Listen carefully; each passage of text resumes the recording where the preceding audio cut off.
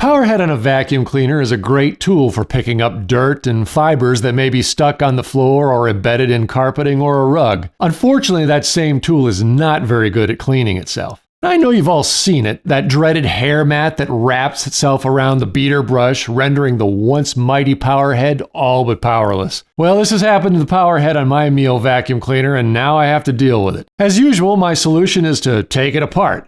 I've never disassembled one of these before, so let's give it a try.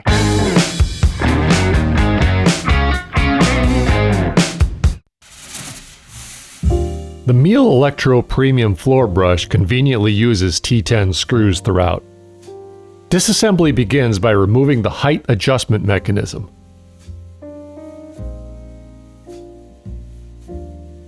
Looks like there's still a little baking soda left over from my other fiasco with this vacuum cleaner. I'll leave a link to that video for your enjoyment. Next, the 6 screws which hold the top and bottom halves of the unit together need to come out, after which the top just lifts off.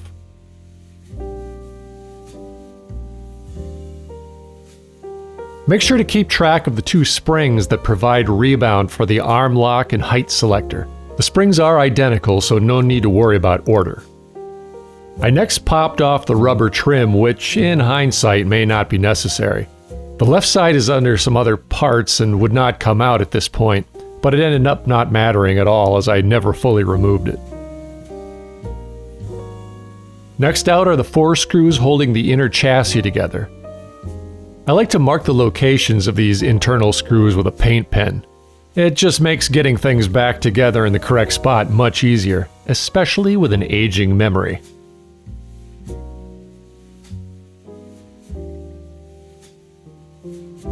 The internal cover lifts off easily and can be set aside without too much disruption to the wiring.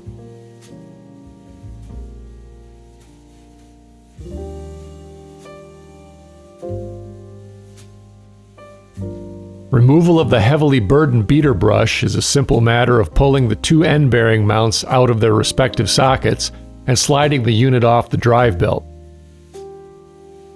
I would agree with most of you out there that this is pretty gross. And if I were doing this for someone else's unit, I would most certainly be gloved up. In this case, I guess there's just something seemingly less nasty about your own dirt, but it's still nasty. Next, I removed the motor clamp in order to clean up the shaft, which had a lot of stuff wrapped around it. I found an X-Acto knife came in really handy for this procedure.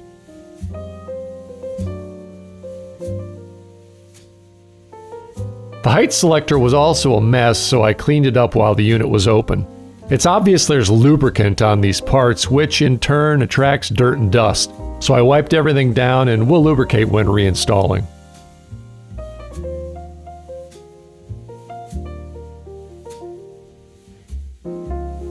If you find this video helpful, strike a like. Let me know what you think down in the comments. I always appreciate it. There was dirt hidden everywhere in this thing, even behind the hose arm. There's a little felt pad in there which can be cleaned out as well.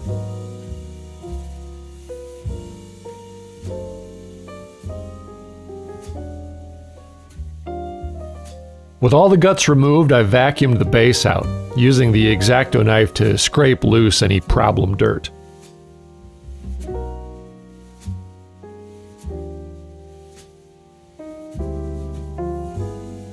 Before working on the beater brush, I thought I'd put a few things back together while the procedure was still relatively fresh in my mind.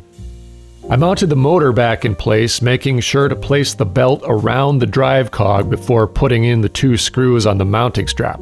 No, I didn't need to do that twice because I forgot the belt the first time. The felt pad goes back in under the arm and the spring is reinserted for the locking mechanism.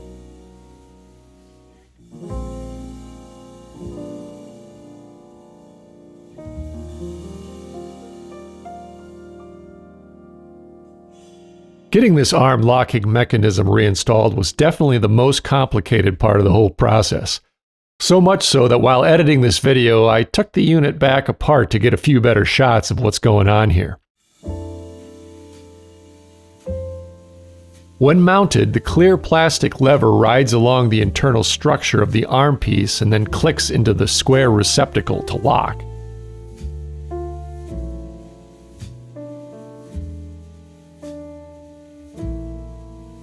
To get this to work, make sure the peg on the clear locking mechanism is inserted into the spring and the hinge portion is seated into the channel in the chassis bottom.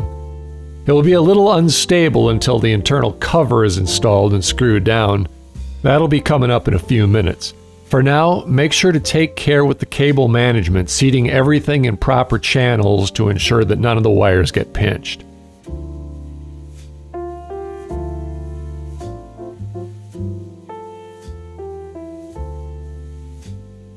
Moving on to the beater brush, I'll just let the visuals do the talking.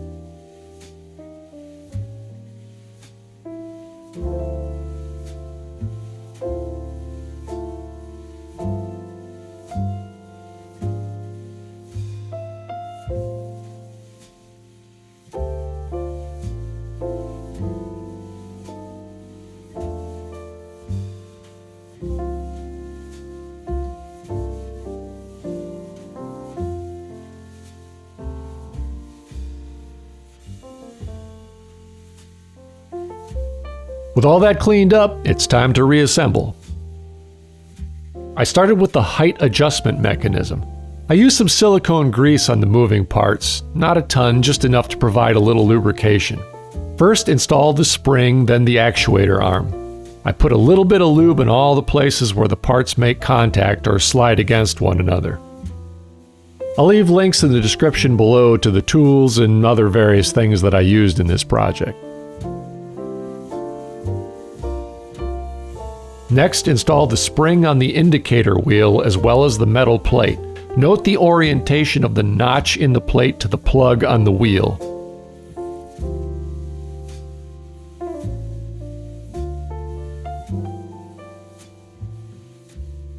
Then mount the wheel to the actuator arm and press it into place.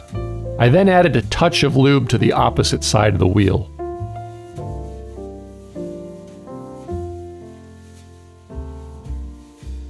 Slide the beater brush through the belt so the belt teeth engage the white cog on the brush.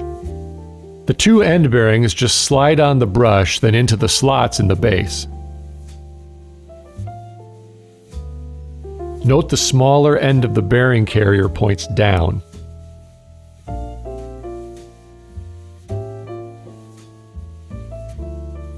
Time for the internal cover to go back in place.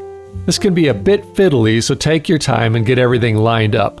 The toughest part is lining up the arm lock mechanism so it slides through the hole in the cover without springing apart. Again, I went in after the fact and got a few better shots of this.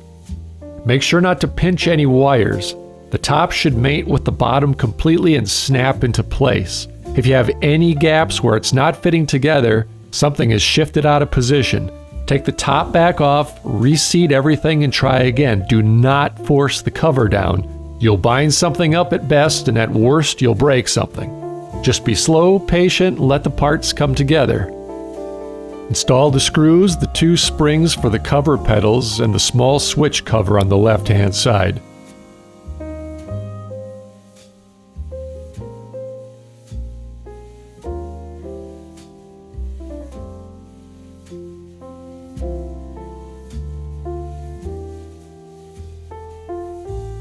Finish up by routing the black and white wires through their appropriate management channels. Reinstall the rubber trim around the bottom, making sure it snaps into place.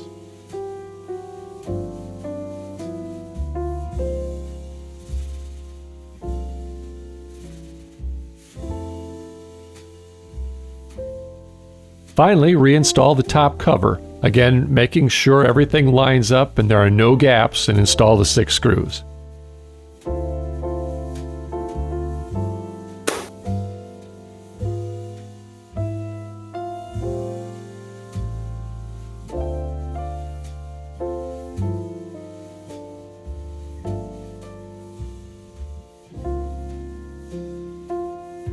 Finish up with the height mechanism and do a quick test to make sure the unit runs when the brush button is activated.